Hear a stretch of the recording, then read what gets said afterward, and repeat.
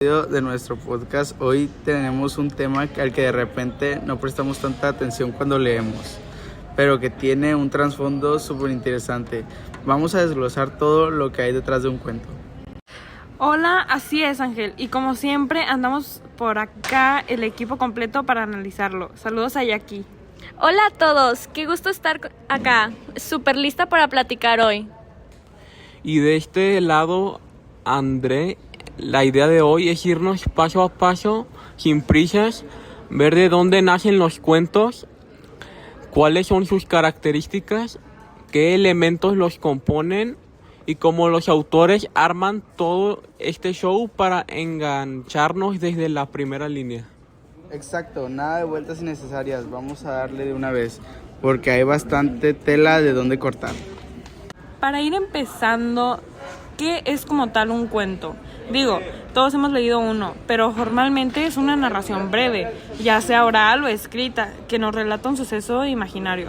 Tiene pocos personajes y se centra en un solo foco temático para provocar una respuesta emotiva inmediata en el lector. Y fíjense que el origen de la palabra está curioso. Viene del término latino computare, que significa literalmente contar o calcular. Con el tiempo pasó a referirse a contar circunstancias de la vida, y de ahí dio el salto a la fabulación imaginaria.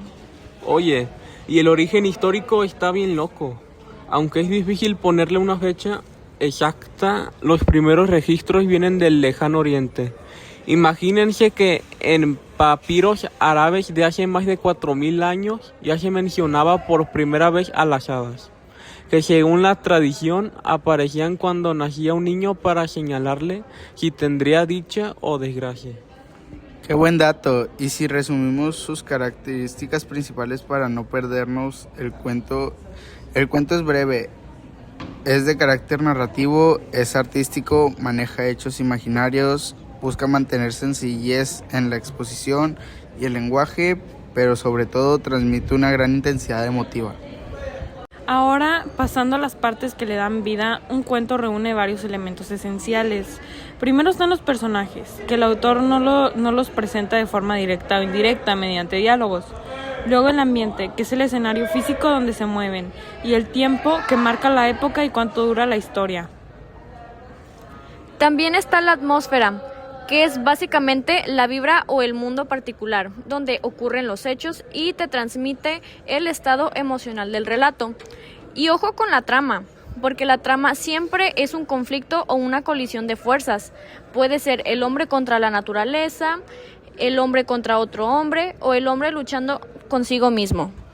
Eso súmale la intensidad, la tensión que te atrapa y te libera con una nueva experiencia.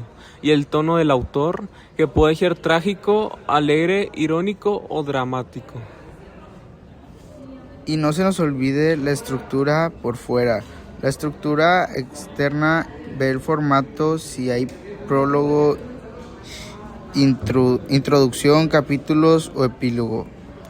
Y contexto de autor.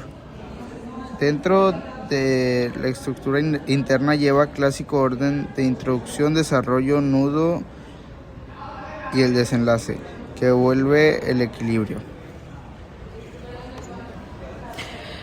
Aunque ojo ahí, porque no todos los cuentos son lineales. Muchos autores usan técnicas como la retrospección para interrumpir el orden cronológico e ir al pasado, o el suspenso para mantener la ansiedad del lector, jugando también con su propio estilo al usar el lenguaje. Oigan, pero algo que a veces dejamos pasar es el nivel contextual. Hay dos momentos clave que no hay que confundir. El contexto de producción, que es cuando el autor escribe la obra influenciado por su historia personal y la época que le tocó vivir, y el contexto de recepción, que es cuando nosotros como lectores entramos en contacto con el libro desde nuestra propia realidad. Totalmente de acuerdo. Y ya metiéndonos al texto, los personajes se clasifican según su relevancia en protagonista, antagonista, secundario e incidental. Pasa lo mismo con la voz del narrador. Si habla en primera persona puede ser protagonista o testigo, pero si relata en tercera persona puede ser un observador o un narrador omnisciente que lo sabe absolutamente todo. En cuanto al espacio, este puede ser abierto o cerrado, y lo conocemos por las descripciones y el tiempo narrativo. El autor puede jugar con el tiempo gramatical en presente, pasado o futuro, mezclándolos en un mismo relato para darle más dinamismo. Y para cerrar con broche de oro esta parte está el lenguaje literario. No es como el lenguaje común. Este tiene una gran carga expresiva. Crea imágenes en tu mente, es preferentemente connotativo, utiliza figuras retóricas, es polisémico y centra la atención en la forma misma del mensaje. En conclusión, aunque un cuento parezca algo cortito o rápido leer, detrás hay todo un engranaje técnico, de estilo y de contexto que el autor planea minuciosamente para conectar con nosotros. Tal cual. La verdad es que analizar todos estos elementos te hace apreciar mucho más cada historia que cae en tus manos. Esperemos que les haya gustado este recorrido y que les sirva para entender un poquito mejor la estructura literaria. Muchas gracias a todos por escucharnos en un episodio más. Nos vemos en el próximo episodio. Cuídense mucho. Chao.